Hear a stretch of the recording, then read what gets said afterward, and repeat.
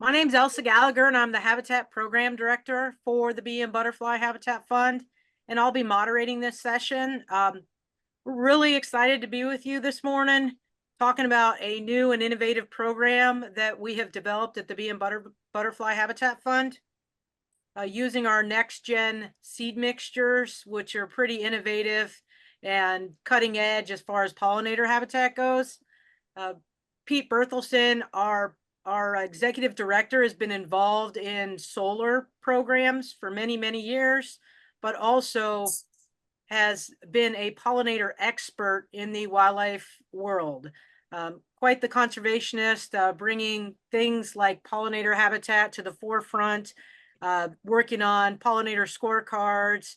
He has quite a bit of history working with pollinators throughout his entire career. And I will let him introduce himself. But before I do that, I'm going to do a little bit of housekeeping with you. There's a chat function. Most of you are probably really familiar with the chat function on Zoom. If you'd go in there and just type in your name and where you're from, maybe the company that you're working with, the solar company you're working with, and we just keep track of that. It's helpful for us. And when you have questions throughout the webinar, there is a Q&A function. We're not going to answer questions out of the chat, so don't put them there. Please put them in the Q&A function, and we will answer those questions at the end of the webinar today. We're pretty excited that you're here, and we're looking forward to visiting with you about pollinators and about delivering multiple benefits for conservation using solar projects.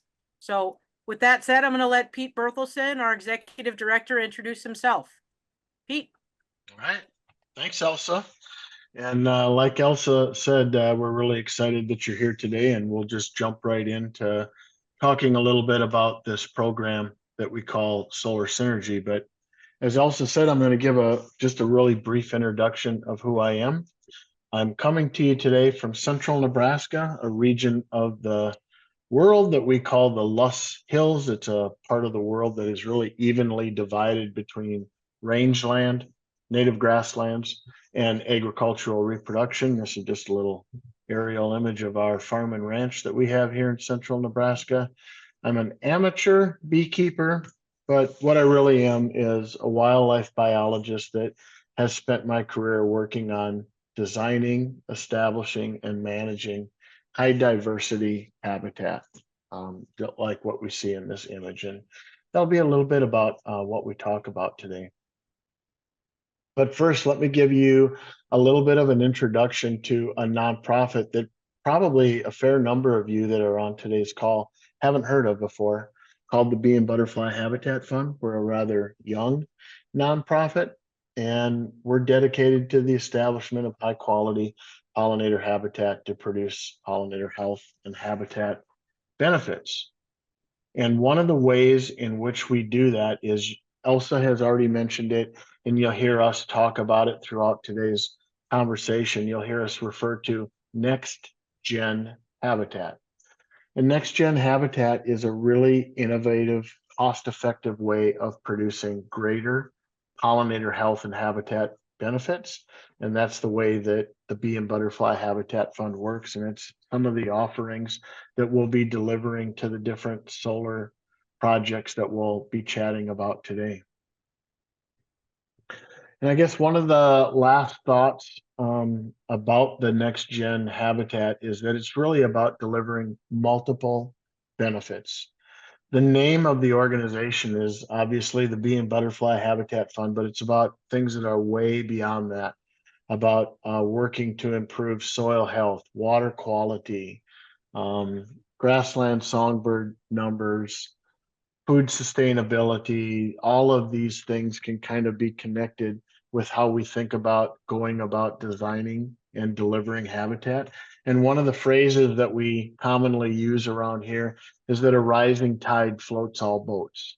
We don't have to be focused or talking about trying to deliver environmental benefits for just honeybees or monarch butterflies or native bees. We feel very strongly that we can design and implement habitat projects that work to deliver a very, very wide range of objectives. One of those, as we're about to start talking about, can be the generation of safe, renewable energy. So before we get started, let me just tell you a couple foundational thoughts that we have about how we go about delivering habitat. The first one is that we will take an acre of pollinator habitat wherever we can get it.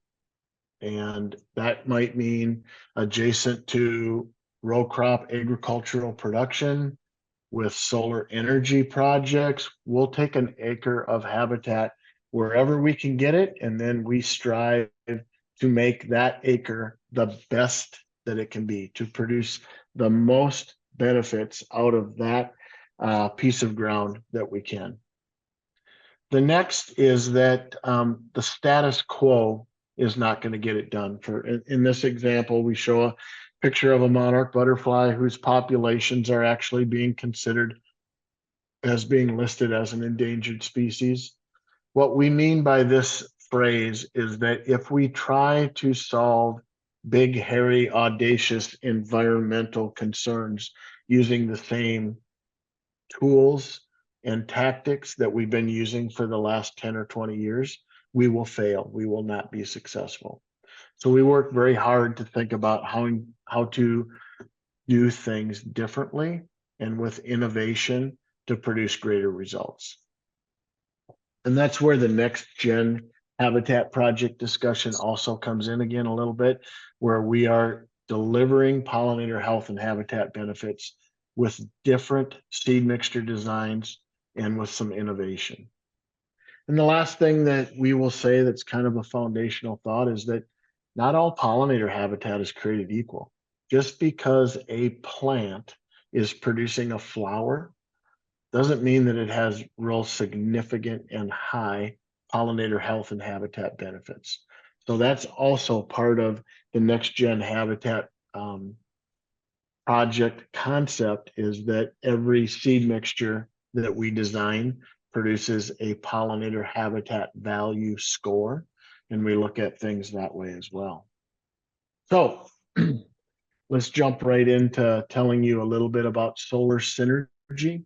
If you haven't heard of this program before, it might be because the public launch didn't occur until last March. So we're, what is that, 8-9 months into the life of the solar synergy program. But this is a program that we've developed to work collaboratively with the solar industry to deliver multiple benefits. So let's chat a little bit about that. The first thought is that this is really going to be talking primarily about utility scale solar projects.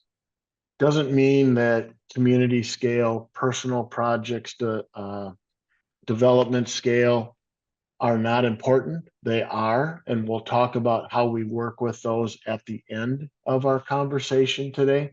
But for the most part, we're talking about the unique challenges and opportunities that exist with utility scale solar projects today. And we're going to talk about how solar synergy is uniquely designed to deliver 4 key environmental benefits. And we're going to talk about each of these benefits individually, but they are talking about the seed mixtures that are designed and implemented as the final vegetative cover on a project. We're going to talk about how we do carbon sequestration monitoring. We're tracking the pollinator health and habitat benefits of the project, and then we're making some really important and interesting connections to commercial beekeeping. So with that, let us tell you a little bit more detail about each of those 4 environmental benefits that we have. So the first one is that we bring our next gen habitat thoughts and designs to the seed mixtures that are established on a project. And the way that we do that is by designing 2 different seed mixtures for use on a project. One that is used within the array area of the project, and then one that is on more the outside of the project, where we don't have some of the different objectives and considerations that have to be applied to the seed mixture, and we can establish and design a more traditional pollinator habitat mixture. So let me expand into that and say that I think solar projects, particularly the utility scale solar projects, come with some really unique considerations that have to be woven into how a seed mixture is designed. And as somebody that works on seed mixture design, I like to call it a recipe. Okay, the different factors that go into how a seed mixture should be designed. And for utility scale solar projects, I would submit to you that there's 15 to 20 different factors that have to be considered in how a seed mixture is designed. Here are a few of those considerations. One, how tall will the plants in that seed mixture grow? And we don't want the plants to grow taller than what the lower panel height is above the ground. So, because if it did, that would produce shading. So vegetative height is really important. I mentioned this a little bit earlier, but we look very strategically at what the pollinator value is of each seed mixture that we design. The next is if that project is going to be there for 20, 25, 30 years, what is the future management? What are the tools that are available? And if applied, how would they affect that seed mixture? And so there I'm thinking about, will it be able to withstand mowing and things like that? Every project, whether it's a $500 million utility scale solar project or a personal project, has a budget. Is the seed mixture that's been designed cost effective, and does it work with that budget? Are we using components in the seed mixture that are actually available, commercially available? If we have a project that's 1,500 acres, 3,000 acres in size, we need to make sure that we're not putting components into that seed mixture that are hard to come by. How quickly, how easily can that seed mixture become established? Will it persist over the lifespan of that project, the 20, 25, 30 years? Are the components in the seed mixture adapted to the area's geography, the site's soil type, and those sorts of things? Will the species in there tolerate some level of shading? And if we have a project that say they're using bifacial panels on it, will we design and use a seed mixture that has an increased albedo effect to reflect more light back up to the underside where those bifacial panels are? Those are just some of the factors that have to go in to how a seed mixture is designed. And we think about all of those when we're working on a project. So one of the biggest considerations that really influences that seed mixture design is what is the lower panel height above the ground? And there can be a really wide range from 20 to 24 inches all the way up to 48 inches above the ground. But whatever that lower panel height is above the ground has a huge impact on what components can go into that seed mixture design. And our belief is that the solar industry for utility scale solar projects is really moving to a standard of where that lower panel height is 20 to 22 inches above the ground. And that can be just really challenging for how we look at and design seed mixtures. Can be done, absolutely can be done to meet all of those different objectives that we just listed, but it's challenging and it has to very thoughtfully be designed, established, and then managed going forward. So how do we go about working with a utility scale solar project to design and implement seed mixtures? Here's an example of a real world project. And when you look at the parts of the project that are kind of in this pink color, these hash marks, these are the panels that are in there. Here is the project fence going around there. So everything that is in this pink color has been designed and established to a solar array area seed mixture, a seed mixture that will not grow taller than the lower panel height and meets all of those other objectives not at all forgetting or losing sight of the fact that the number one overarching objective is the generation of safe, reliable, renewable energy. But there are areas of the project where there are not panels and the area is large enough, kind of like 2 acres in size or larger, to think that we could really plant and manage differently a seed mixture throughout that 20, 25, 30-year lease agreement site. So these areas that are green on the project are some of those areas where we have identified and are establishing what we call a buffer area seed mixture, where it does not come with those vegetative height restrictions, and we can use lots of native wildflower species in there and design a more kind of traditional pollinator seed mixture.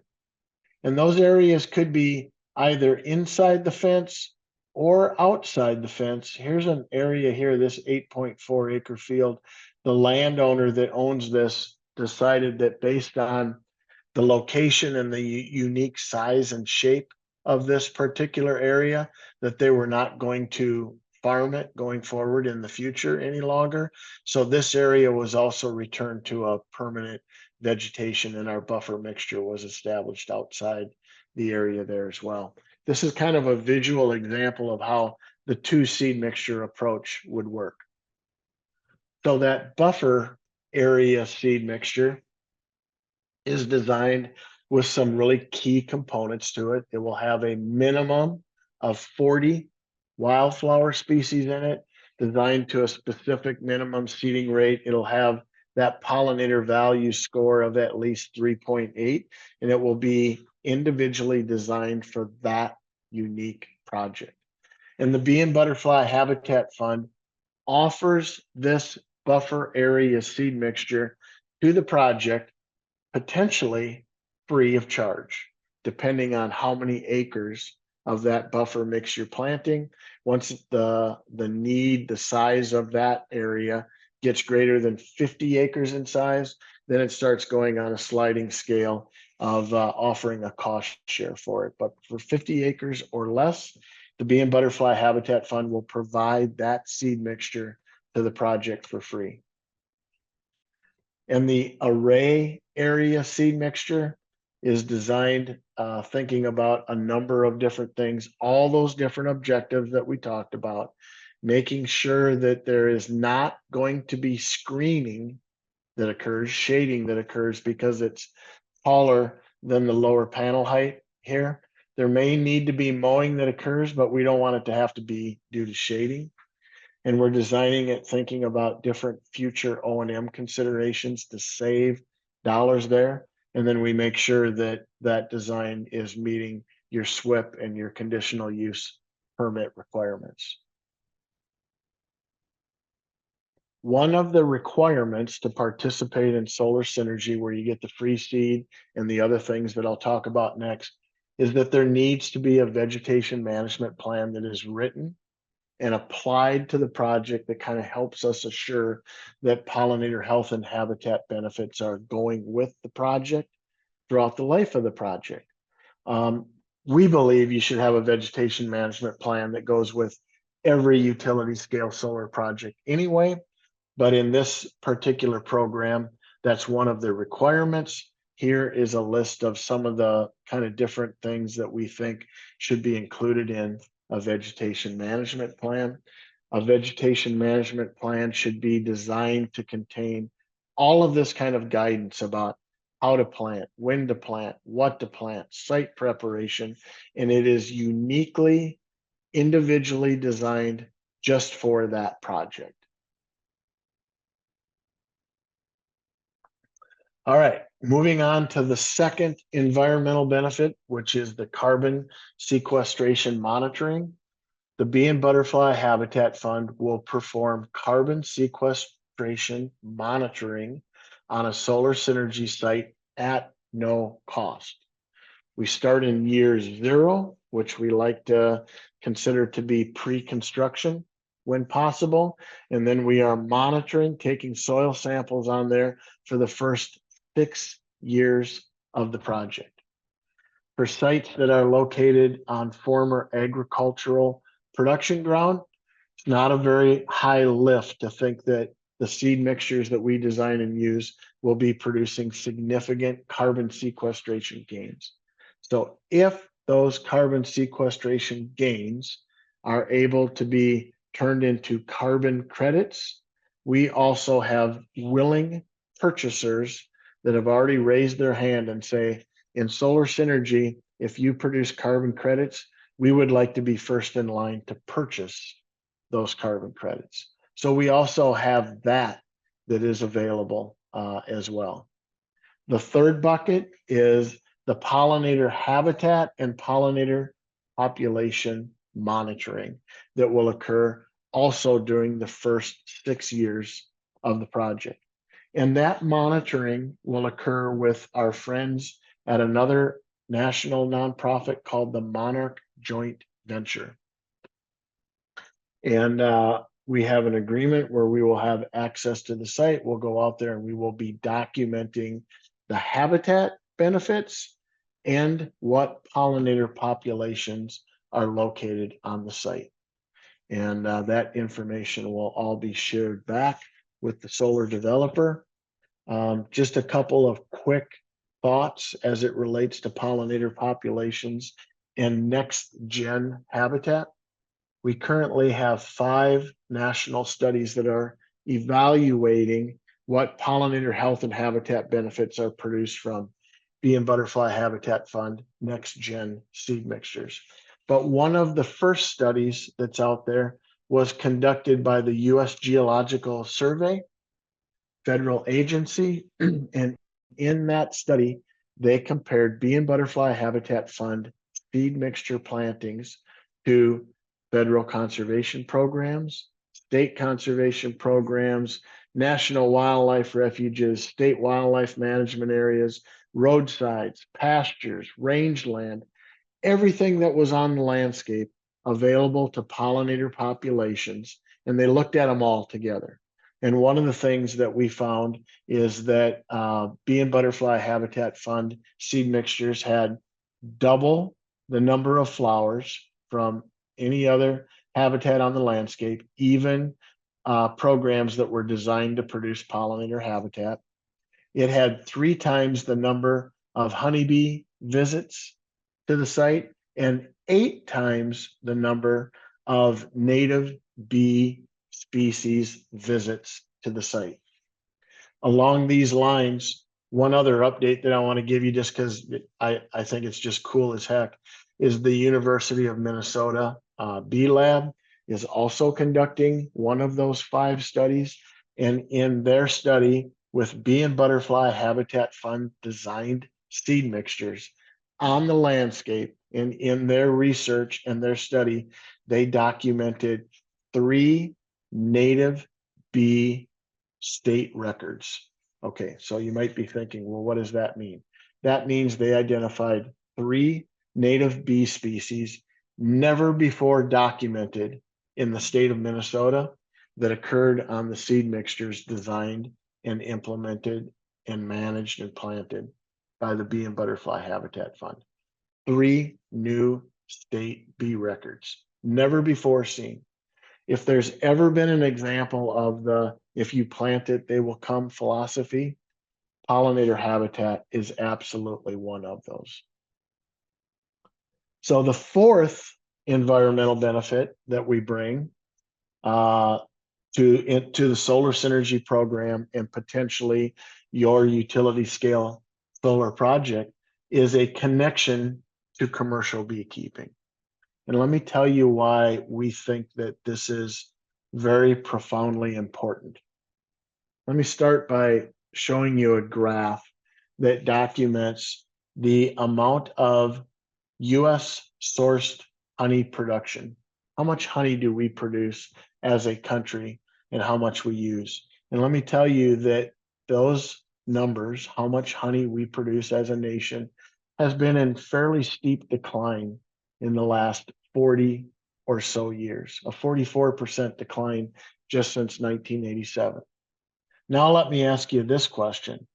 Of all the honey that we consume as a nation, in our food products and the other ways that we use honey, how much of it do you think is actually produced in the United States? Well, the answer, just 25% today. Used to be a lot higher than that. US sourced honey production has been going down.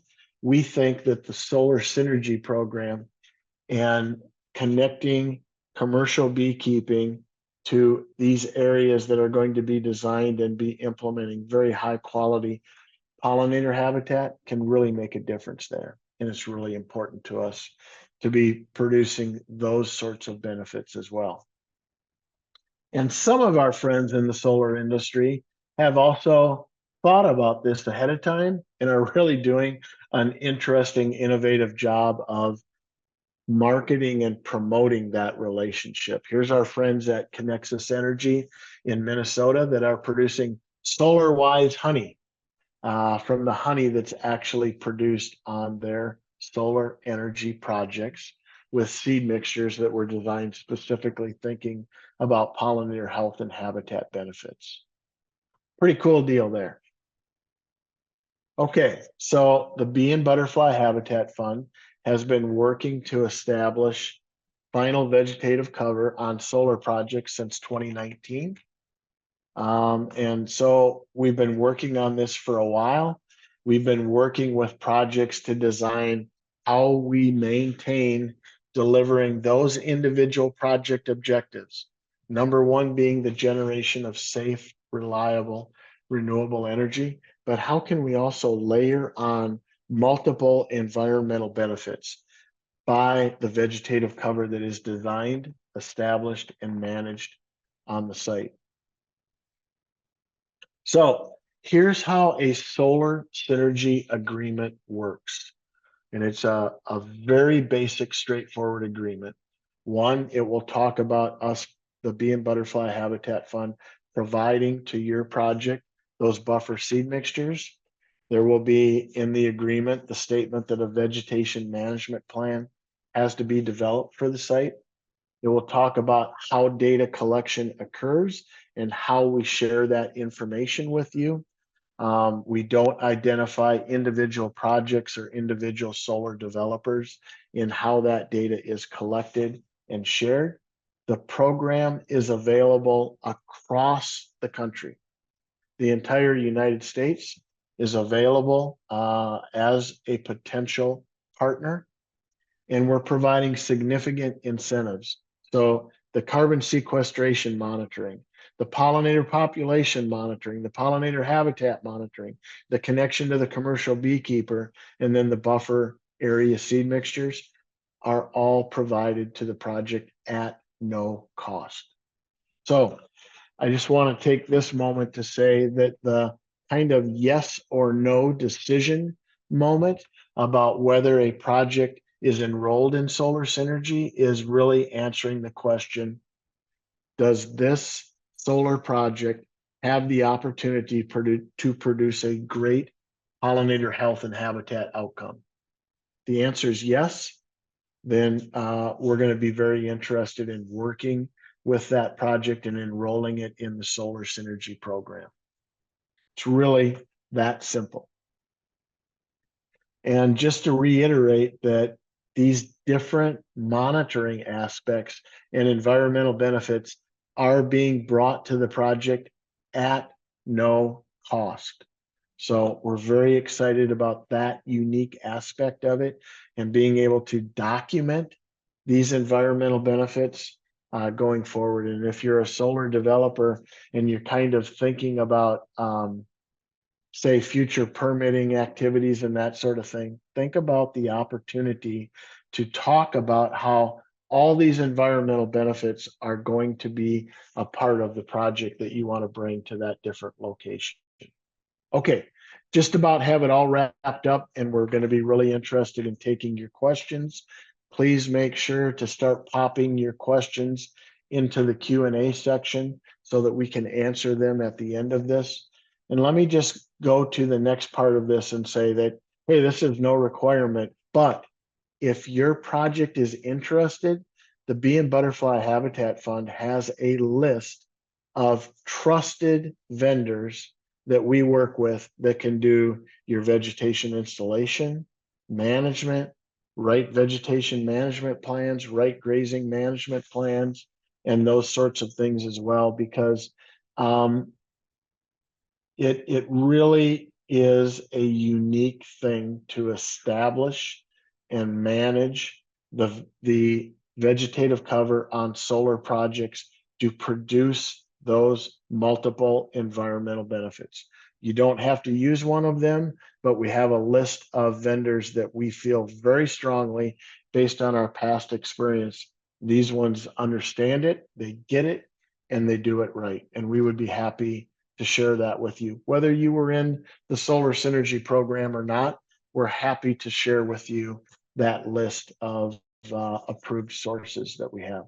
So I mentioned at the start of this that the Solar Synergy program was announced in March, was announced in Chicago at the Solar Farm Summit conference in early March. And so in 8 or 9 months, we now have active projects that are signed agreements and in the process of either going through construction or moving to construction with a number of nationally recognized solar developers that we have here. And in just really 8 months, we have contracts signed and in place touching 2,980 acres.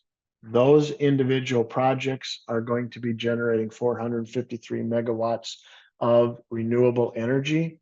But when you expand off of that, all the other projects that we're talking to that are interested in enrollment, we just don't have a signed agreement in place yet. That covers 28,000 plus acres and over 3.3 gigawatts of safe, reliable, renewable energy. We're incredibly excited about the relationships that are happening and our opportunity to work with the solar industry collaboratively. We work with projects collaboratively to make sure that your project objectives are being maintained and delivered. But we believe very strongly that we're able to just layer those multiple environmental benefits onto each project. And we would be very excited about working with you. So last couple of points. What if you have a project that is a smaller project that is not a utility scale solar project? We work with those as well, just outside of the Solar Synergy program. And we work through those projects with our program that is called Seed a Legacy. Every solar project that we work with will be required to have a vegetation management plan in place. But the Seed a Legacy program will be led by Elsa, who is our moderator on today's webinar and will be coming back to us shortly. She will be working with those projects. And if you have a smartphone and you want to scan this QR code right now, it'll take you right to the Seed a Legacy program sign up page, where you can fill out that very basic information and it will go to Elsa and her team, and they will pick that project up and work with it just like all of our other Seed a Legacy programs, where you get free array area seed mixtures and buffer area mixtures. You get both of those for free. We're just on the smaller projects. We won't be doing the carbon sequestration monitoring, the pollinator monitoring, and that sort of thing, but we still can connect you to a commercial beekeeper. So seed mixtures for free, connection to a beekeeper on the smaller projects, and Elsa will lead that. So with that, we're gonna kind of close this out by telling you how to contact us. If you scan this QR code, this will take you to the information about the Solar Synergy program, where you will fill out a very, very brief interest form. We will schedule a call because every project is so unique, so individual, and needs to be so customized. It all starts with a phone call that we'll schedule, that will be a one-on-one phone call with that project, with that solar developer, that EPC, whomever you want to have on that call. So grab that QR code that is on there, and we'll be very happy to begin that conversation with you, and would love to chat with you about the Solar Synergy program. So with that, I'm going to ask Elsa to come back to the webinar. Really appreciate everybody's time. This webinar has been recorded. It will be on the Bee and Butterfly Habitat Fund YouTube page for sharing. Everybody that registered for this webinar, whether they were able to attend today or not, will receive a follow-up email with a link to the recording of this. So you'll be able to share this with colleagues and other people that you think might be interested. So from my standpoint, thank you very much for your time today. And Elsa, I'm really looking forward to the questions that you might have today. Thanks, Pete. There's a lot of really good questions. I wanted to let you know that over 115 people were on today, from California, Texas, North Dakota, all the way to the East Coast. Partners like the Monarch Joint Venture, Holloman Price, beekeeper from North Dakota that you and I know very well, North American Land Trust partners that we're working with on several projects through Seed of Legacy. Very nice. And Pollinator Partnership, as well as many, many utility companies. So too many to mention. There's a lot on here. So I think there's a lot of interest, Pete, and there are a lot of questions already. No way we're going to get to all of them. So we're just going to go ahead and start. I know people can reach out to us with the questions that we don't get to, and we can provide an individual response. But I'm going to try and get the ones that are grouped so that many people have asked the same type questions. We'll get those answered. I'm going to start with Mike. Mike has read that permitting these large-scale solar projects has been a bigger challenge than anticipated.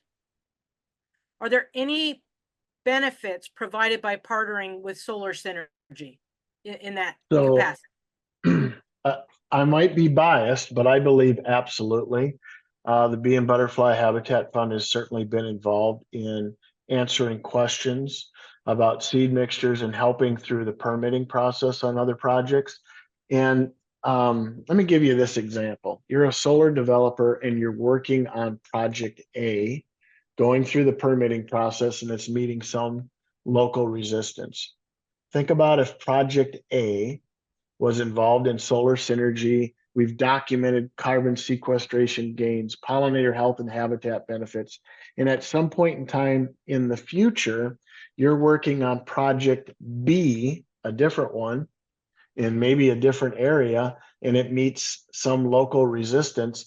Think about your ability to say, hey, we're going to be part of the solar synergy program with project B over here. And in project A, these are the benefits that we documented are happening for soil health, for pollinator populations, and all of those sorts of things. I think that the solar synergy program can be a very, very valuable asset to your permitting situations, both on project A in that example and project B into the future. Great. Pete, we have several people that have asked the same question, and though I know it's a simple, easy one for you, I'm going to ask it because there are several that have asked. I'll use Tony's words. Given proximity to the solar area, I assume he means the buffer area, the natural proliferation, do you see issues with the taller buffer mix creeping into your array mix? Yeah, great question, and a common question. The great answer is, for solar developers, not going to happen. The seed mixture that's designed for the solar array area is designed very specifically thinking about that question. That's one of those many objectives that go into the recipe of designing the seed mixture. And the array area seed mixture is establishes very quickly, is pretty aggressive because we want it to persist in the area for 20, 25, 30 years, whatever that lease agreement is. And the buffer area seed mixture is a different animal. It establishes slower and is much different in terms of how it functions and how it establishes. So just know that the buffer area seed mixture and its components are not going to come crawling into the array area. It's probably going to be something the other way around that we are going to have to think about how the array area seed mixture wants to crawl into the buffer area. Great. I knew the answer to that one too. So we do have a question about the carbon sequestration monitoring, and I know we're at the base level there, Pete, but could you give us a little overview about that? And the specific question was, are we gonna monitor under the array as well as in the buffer? And will that be separate data sets that we can compare? Yeah, and they asked about sampling protocol, but I don't know that you and I have that yet, but yeah. What do you know about the carbon sequestration? So this answer is going to relate to the pollinator habitat and the soil carbon sequestration monitoring, in that all of the data that we collect is being collected following a format where the data that is collected can go into a national database study. So for the carbon sequestration monitoring, we will be following a protocol for sampling that is set by the Soil Inventory Project. Okay. And then the data will be going into a larger national study that Argonne National Laboratory is conducting that's looking at sites. So we're going to be able to add to their database. Plus, we will have our database where we'll be able to talk about these things. So how the monitoring, the samples are collected, how the monitoring is conducted, it's all standardized and part of a national database, so that our information that we're producing is compatible with larger studies that are going on, so that everybody is able to talk to each other and share data. Great. Sarah asked quite a few questions, and I'll do a double one for you. And I think you already answered this partially though, Pete. She asked about the vegetative management plan. Can you tell us a little bit about that again to remind us there? And then is there a geographical area in the US where the solar synergy is focused specifically? Yep. Okay. So I'm going to attempt to pull back up that slide. Might not be able. Okay. Well, won't be able to do it. Okay. The vegetation management plan. Number one, we think that there should be a vegetation management plan, whether you're in the solar synergy program or not. Critically important to make sure that you are reaching those vegetative outcome goals that you want. Really, really important. But a vegetation management plan, as it relates to solar synergy, one, needs to be specifically about that project. Two, here's a bias that we have. We think that the vegetation management plan should be developed soon enough that it could be included in the RFP that's going out to the EPCs. Who's going to construct that project? Okay. If the vegetation management plan is a part of that RFP, then that's all part of the bid. You don't have to worry about a vegetation management plan being developed after the fact, producing change orders with your EPC, cha-ching, cha-ching, change orders cost money. So we think it's really important, and we're really excited about many of those projects that we showed that are involved currently in the solar synergy program have all joined far enough in advance that construction hasn't started, and we can make sure that all of those sorts of considerations are really woven into the project to ensure that the pollinator health and habitat benefits continue. Okay, so the second question was something about where do we do projects? Yep. Where are we located? Yep. So it's nationwide, and it really comes down to the yes or no comes down to, are we confident we can have a great pollinator health and habitat outcome? So I'm going to give you a completely made up example, and I'm going to give you two examples of a project in Des Moines, Iowa versus a project in Phoenix, Arizona. Okay. I have no allegiance to either location. This is completely made up. But in Des Moines, Iowa, we can be very confident based on knowing all the environmental parameters that we can establish really high quality pollinator habitat there. In Phoenix, Arizona, that has a completely different sort of regime about how much moisture do they get and that sort of thing, it would be more challenging to be confident that we'll have the vegetative outcome that we want. I am not saying that we would never work in Phoenix, Arizona. I'm just telling you that it would be a lot harder, and we just have to be able to get to the conclusion that yes, we can have a great pollinator health and habitat outcome. Did that kind of, you think, answer that for folks, Elsa? That's good, because Randy had also asked the question about, could you do projects where you get 8 inches of rainfall? And I'm thinking he's thinking the Southwest. I grew up in New Mexico, so I can see the challenges there in that high desert country with little rainfall. Very hard to. So it's not a hard no, but it's very challenging. And here's some of the challenges. One, if we're in a geography like that, obviously vegetation grows in the area, right? So it's possible. But many of those species that are native and grow in the area are very limited supply. And so would we be able to even access enough seed to do a 1,000-acre planting? So very challenging, but that's kind of the yes or no is, can we have a great pollinator health and habitat outcome? Yep. Really a simple metric that we use. And I'll also say, Elsa, that for everybody, you know this, but it's not like we have a limit of, okay, in 2024, we're only going to take 10 projects. Right? Come one, come all. We're happy to talk to everybody on it, and we're very excited about what the potential benefits are, both for that solar project and for the environment. Pete, can you talk? I have a few questions on here about sizing. What is utility scale? How, if you wanted to do a community solar project, I'd be interested in learning more. Could I do 20 acres to 50 acres at a time, multiple projects?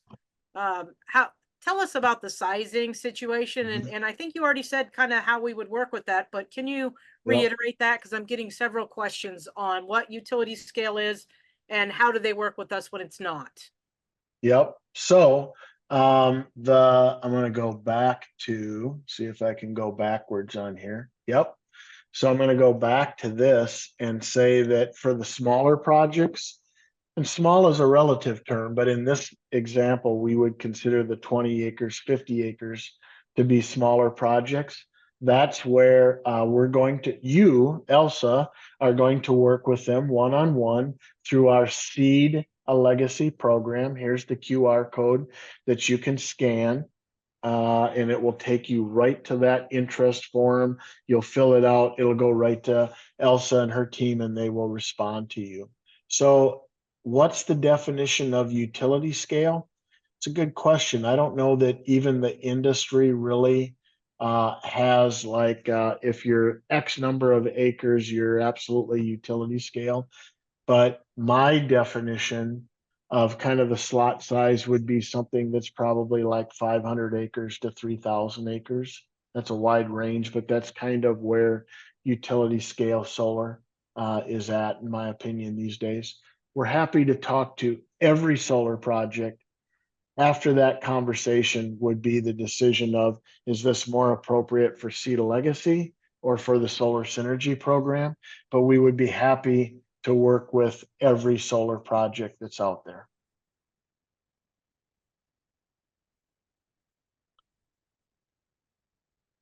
Okay. There's a few more, Pete, but we're running out of time here pretty quickly. So can you tell us what some of the challenges are that you've found managing the post-established seeding, and maybe honestly even starting it and seeding it, getting it ready? What are some of those challenges that you face? Well, there are many. For the post-establishment management, the number one thing to know is that if you're going on to former agricultural crop production ground, you will 100% without fail have a very significant weed competition issue particularly in the first year. And your tools to manage that are limited. Many of the tools that we would use on a non-solar project, a conservation program planting, you don't have. Can't use prescribed fire, not going to be able to graze with cattle and things like that.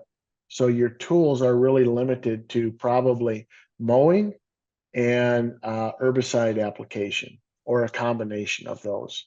And applying those appropriately in year one are critically important, because if you don't take care of those weeds that 100% will show up on the site in year one, you have kicked the can down the road to having increased O&M costs for a much longer period of time. Okay, that's a challenge.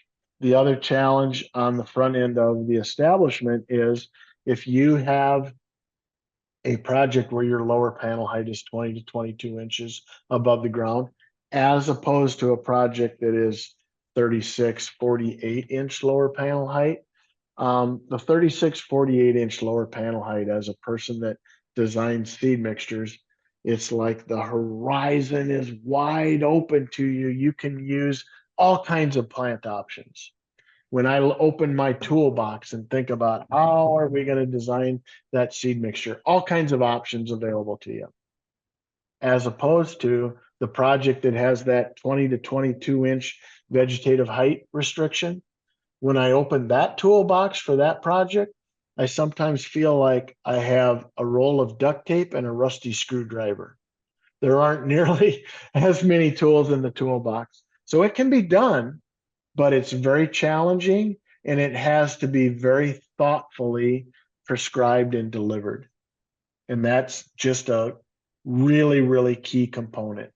Have a vegetation management plan that's designed specifically for your project and your project's objectives, and has thought about all of these things, and then tells you how to prepare the site, how to plant it, when to plant it, what equipment to use, what kind of a seed mixture to use, what kind of management are we going to use going forward, when do I apply that management, and all of those things.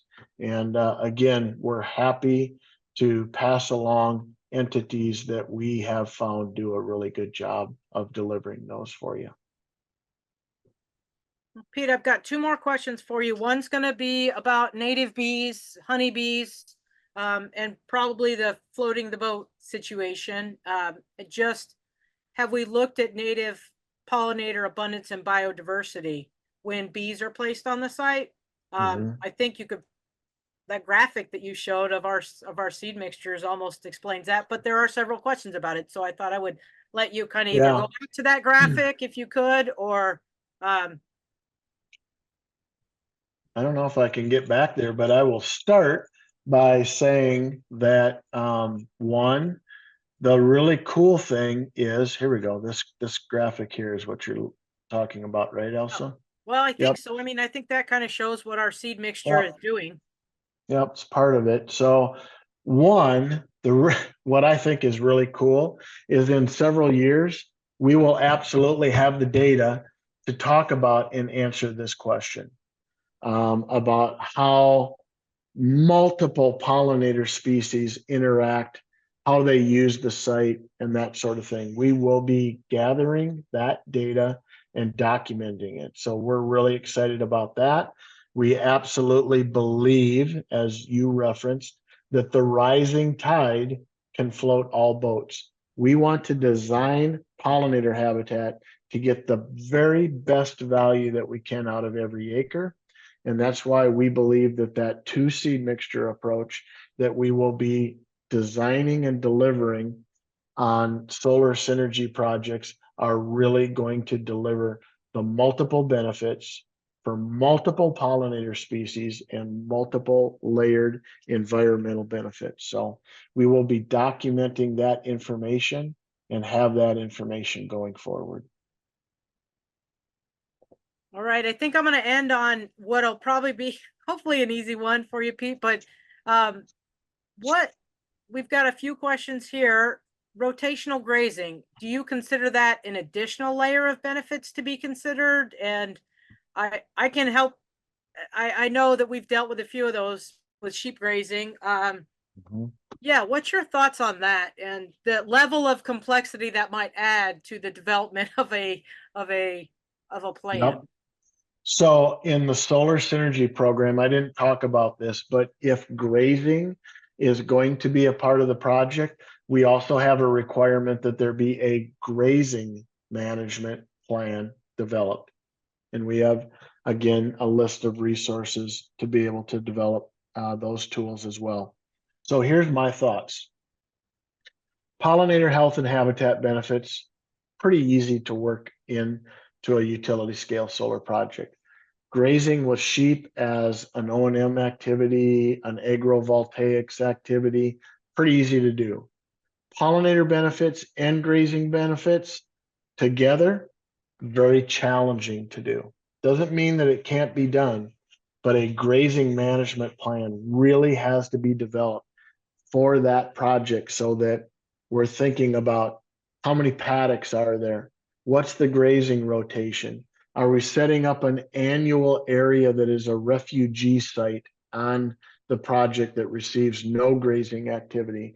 How can we have the number of animal units in a paddock and the grazing frequency that it actually benefits the pollinator habitat and not just kind of removes the pollinator health and habitat benefits by removing all flowering plants that are providing nectar and pollen for pollinators and that sort of thing. So it all has to work together. And again, this is why we think that the sooner these conversations happen in a project's life, the easier it is to implement those factors and work with the project objectives. I keep stressing that because it's so important that this is delivered in a collaborative fashion with the solar project. And it absolutely can be done, but it has to very thoughtfully be designed and implemented so that everything comes together and works together, hand in glove. Great. Well, Pete, I think we're going to let you wrap this up. We're a little over time. We still had a few more questions, but this will be available online. They will be able to download and watch this. And I think that we had said that everyone that had signed up for the webinar would get a link to the webinar. Yep. That's our strategy. And again, past webinars are available on our Bee and Butterfly Habitat Fund YouTube page. Please like and follow us on social media, Facebook, LinkedIn. We're on all of those sorts of things. Thank you very much for giving us some of your time today to listen to this. We are incredibly excited about the opportunities that are available to work collaboratively with solar developers in the solar industry. So with that, thank you for your time. Please hit us up with an email inquiry, and we look forward to following up with you in the future. Thank you again, everybody, and have a great day.